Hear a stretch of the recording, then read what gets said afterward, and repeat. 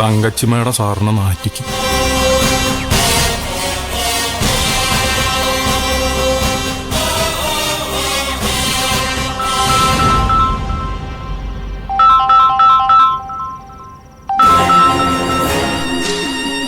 അതെ, phone ring ചെയ്യുന്നു. എടുക്ക്. ആരാണെങ്കിലും ഞാൻ ബാത്റൂമിലാണെന്ന് പറഞ്ഞാൽ മതി.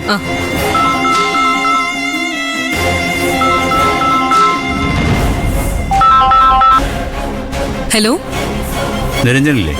ഡാഡിയാണോ? നീ നിരഞ്ജന ഫോൺ കൊടുക്ക. ബാത്റൂമിലാ. എന്താ കാര്യം? ആ പരാതി പിൻവലിക്കാൻ നിരഞ്ജനോട് പറയണം. ഒരു വഴക്കിനൊന്നും എനിക്ക് താല്പര്യമില്ല. നാളെ ഹിയറിംഗ് അല്ലേ? അതിന് തയ്യാറാവേണ്ടതിന് പകരം പരാതി പിൻവലിക്കാണോ വേണ്ടത്?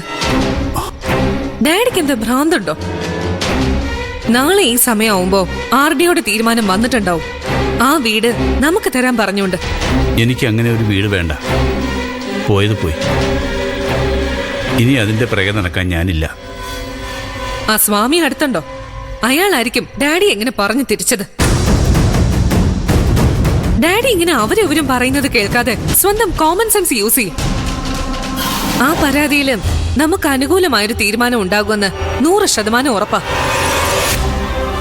പിന്നെ എന്തിനാ ഇപ്പൊ കയറി പരാതി പിൻവലിക്കുന്നത്? ഒരു യുദ്ധത്തിന് എനിക്ക് താല്പര്യമില്ല. ആരോഗ്യമില്ല, വയസ്സായില്ലേ, ഇനി കുറച്ച് വിശ്രമിക്കണം.